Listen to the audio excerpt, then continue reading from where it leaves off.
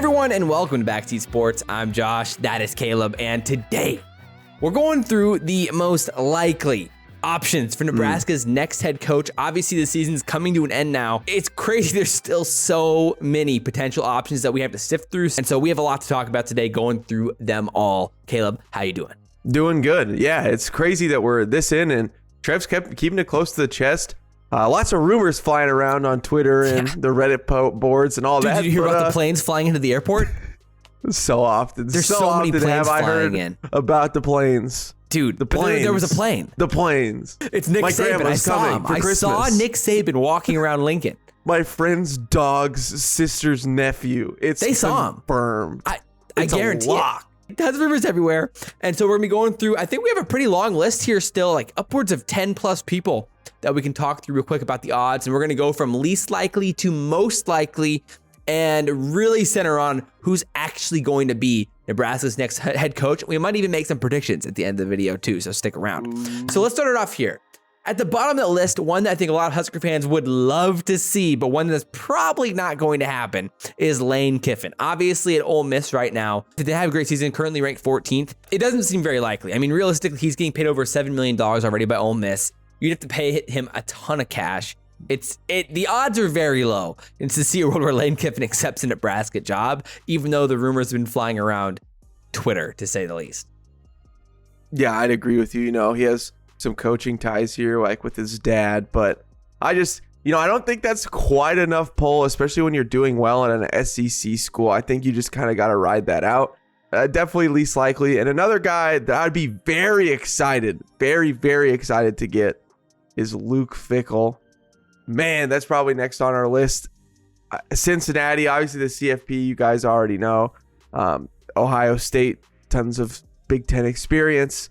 But the thing is if he wasn't pulled away last year, I mean, it's going to be difficult challenge. I mean, they're 9-2 this year. The plus side would be that since they're a little bit worse this year, the hype isn't as high as it was in the past. But again, last year there was reportedly rumors that he declined an MSU and Notre Dame job in the past, at least, with the hopes of one day being the coach at Ohio State, supposedly. I agree with you. It'd be amazing, but seems extremely unlikely at this point. So at number 11 then is another interesting one because of the ties to Mickey Joseph. That's Eric Bieniemy, currently with the Kansas City Chiefs, obviously.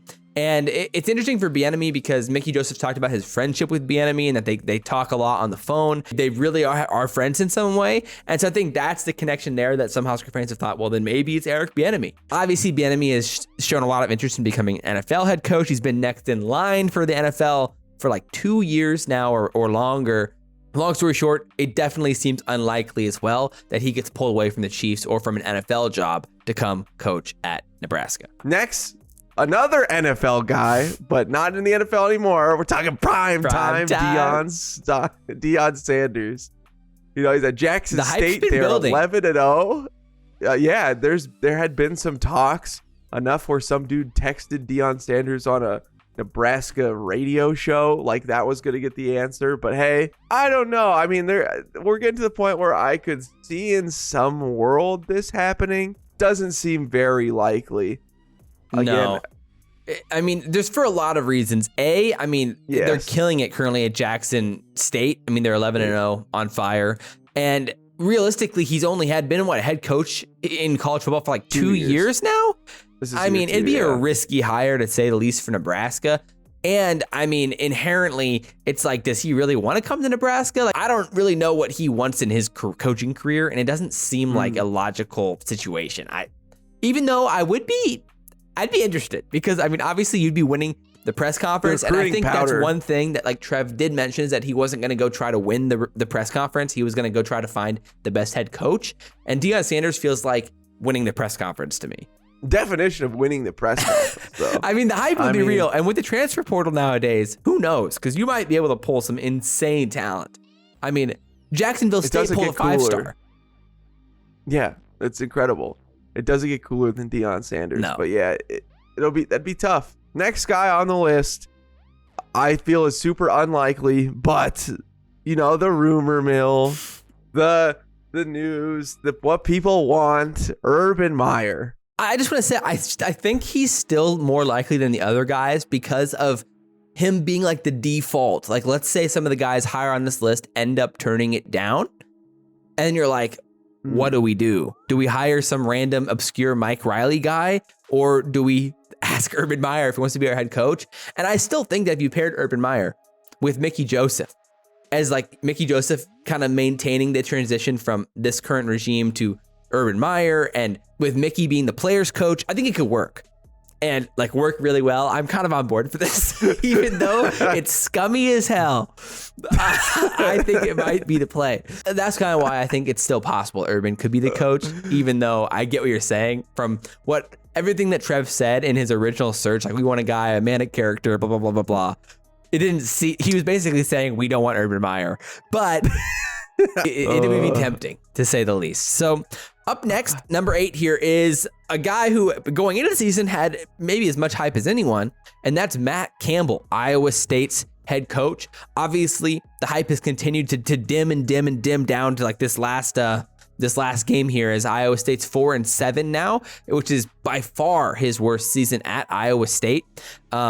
Obviously, he'd done a lot of really good things at Iowa State. Like the first time they'd had back-to-back like 8+ win seasons, and they'd only had like 1 9-win season since like 1905 or something. But this has not been their year, and it seems like the hype has kind of died down on Matt Campbell. And I think a lot of Husker fans see it as more of like another default option if some of the other guys say no. And even then, it didn't seem like Matt Campbell was that interested in leaving Iowa State. I think I'm guessing he'd be more interested now that the ship is less exciting. That's fair. I don't know that this would be the hire that Trev wants, just because of the lack of excitement that you have with Matt Campbell at this point. There would be a lot of negative takes if Campbell was the head coach. Yes. Which isn't what you want to see, even though I still think it could make sense. I'm personally a lot higher on Campbell still than most, I think. But yeah, I'm with you. So at number 7, another guy who could work. It's Bill O'Brien, obviously still on the list. Alabama's offensive coordinator now, former Penn State, former Houston Texans head coach and general manager. We don't mention that though. And why? You wouldn't trade D-Hop? Dude, I mean, I don't know, man. David Johnson's a pretty good player. I think it's working out. It's tough out there, but just don't let Bill O'Brien work with your checkbook. But as long as he's coaching the team, he's pretty good. And I think it's going to be, again, another situation where it's like if some of the guys at the top say no and Bill O'Brien still hasn't found a head coaching job, then maybe we can see it as a potential landing spot for Bill O'Brien. I think it's going to get more and more likely if Trev is still having troubles here over the next few weeks. Next is an interesting one. Chris Kleiman from Kansas State. Ugh. Talk about a snooze fest over here, guys. The problem is that it's actually likely. It's definitely very likely. I mean, it would obviously be very ironic if, Adrian Martinez goes to Kansas State and then we hire the coach. Hire his coach. Like, oh my goodness, like that could be as ironic as it ever. They're 8-3 right now, and obviously they've been having a really good season. They had some huge wins. Obviously, beat Oklahoma. Barely lost to Texas. Smoked Oklahoma State. So they've had some huge games this year. Like in the top 25. It's hard to get excited about Chris Kleiman. He has the NDSU pedigree from winning a bunch of national championships there. I don't know. Yeah, he's in his mid-50s, and like everything about him just says boring. Maybe Nebraska just needs some stability. I don't know, but like, yeah, he could definitely provide that. I think he seems like the highest upside for him is he's Kirk Ferentz. Like that's best case scenario, and like that just doesn't seem very exciting to me at all. There's a handful of guys on this list that kind of feels like that's their max ceiling too, and kind of like this next guy.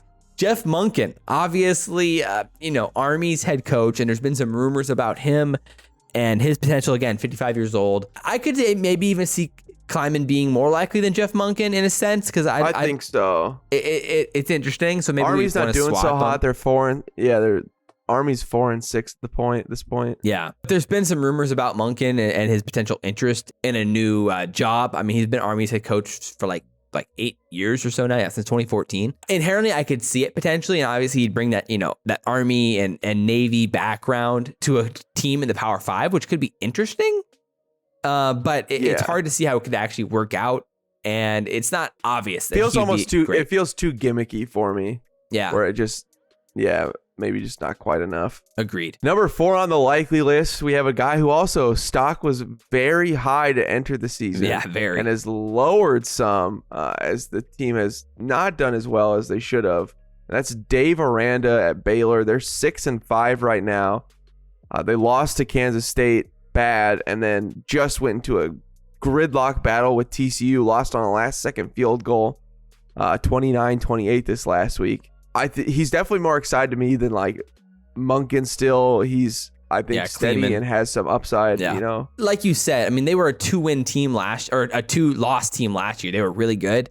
Coming into the year, people thought, all right, you know, he might be the next up for some of these huge jobs. And then the season just hasn't gone the right way, which I think almost in a sense makes it more likely that he comes to Nebraska. Because going into the year, I thought it wasn't going to be likely at all. And so now I could maybe see it, but I'm not even sure where we're at with that. He's in the exact same boat as Matt Campbell in a sense. And so it's hard to see exactly the narrative for Husker fans and how we would feel about Arranda at this point after the poor season for Baylor. Do you think the Big 12 is really that good this year, or do you think they're all just kind of middling teams? And that's the narrative. Oh, dude, the Big 12 is so good this year. I don't know. Generally, whenever the Big 12's been good, it's actually that they haven't been, and they've just been all right, you know? I definitely lean that side of the argument more than I would lean that they're like unbelievable. Like a lot of people want to believe they are. There's kind of a theme here with the top 5, if you count Kleiman there, is a lot of Big 12 history in the top 5 here. And that doesn't stop here with Gary Patterson at number 3. And there's been more and more rumors about him. He just denied some of the rumors with kind of a statement in a press conference, and he tweeted about it. Like he said, for all that care one way or the other, I'm committed to Sark and the staff to finish the journey. He's currently at Texas as the special assistant to the head coach, kind of as like a guy who's just involved with everything for Texas. So he's been pretty... Finishing the journey doesn't mean staying at the school. Right. Like finishing the journey easily just means for the season. And so, in my opinion, he might be even more likely than like a Matt Rhule at this point, which, spoiler alert, is on the list. In my opinion, is extremely boring hire. I mean, he's in his 60s. He feels like at this point, it's just such low upside. Yeah, I'd agree with you. Again, just too old. Not enough going for him. I mean, he's literally Mike Riley. He's like been at TCU. Sure, at the end, he had some really nice seasons. He had a 12-1 year in 2014, 11-3. Yeah. But like his last 4 years, 7-6, 5-7, 6-4, 3-5. And that's why he's at Texas. And that's why he's at Texas as a special assistant. How much is left in the tank? You know, at 6. I mean, that's what we learned with Mike Riley, bro. You know? Yeah, it's the same thing. Again, like, yeah, they were a good coach and they had some good seasons, but at some point it goes downhill, and yeah, he's towards the end of his career. And again, college football is in a new era now. Like, if anything, I want to take a shot on a younger person than an old, like if we're going to take someone who's in their 60s, I'd rather go 30s. Yeah, I mean, the excitement factor, and we need somebody who's just going to be willing to recruit. That's everything right now in the state of college football. Yeah. It is. You have to be like, you literally have to be a general manager in a sense, which maybe, hey, Bill. I know. Perfect guy. Yes. No, it's 100% true though. I mean, Mickey said it. Recruiting is just, it's a part of this game. It's really important. With NIL image is really important for the brand, for the school. And as Gary Patterson, I mean, hey, you know, maybe it was working for LSU a little bit. You know, if you get the really cringe Brian Kelly, if he's circling, you know, doing the points. It's real bad. Yeah, I don't know, man. Like, maybe. I don't know. I think inherently, if you're Trev, I mean, Trev's like he's the kind of like that front forward facing guy, and he's going to help create a great brand for Nebraska with his image and his presence. So like, if you pair him with another really like presence, like head coach, I think you can create a really great brand for Nebraska nationally, especially if we start winning. But I just don't think Gary Patterson's that guy whatsoever. So yeah, I agree. At number 2 is Matt Rhule. Obviously, Carolina Panthers former head coach, now fired halfway through this season, and before that at Baylor.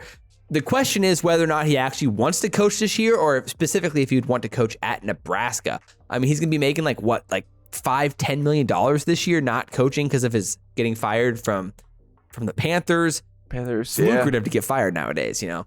It really is. I mean, at Baylor, he had a lot of success, and I think that would be why he gets hired here, or why he has a lot of interest from other teams around the country. I'm not convinced he wants to coach this season or next season, and I'm not convinced that he'd want to come to Nebraska, and I'm not convinced that he's even the best fit for Nebraska. But there's a lot of rumors, and it does seem likely. Yeah, my only counterpoint is like if it was Rhule, I think at this point Would like have already probably would happened? have announced. Yeah, would have announced it. So that's just kind of my tinfoil hat theory of maybe he isn't coming. But I do agree. If it doesn't get announced like immediately after the game next week, or after the Iowa game, like if it's not announced by Monday, then I don't think it's Matt Rhule. Do you think then there's even a guy if it's not announced next week? Do you think that it's like even close? Oh, like the interesting. search, or do you think it's like we're still a ways out? Well, it depends on I mean, bowls for some of these coaches. Like, you know, if you're like a Dave Arranda and you make a bowl and you're like, I want to be with my team for the bowl, or like a Bill O'Brien with Alabama, you know, you're gonna be. It depends on what happens with the rest of the season for Bama.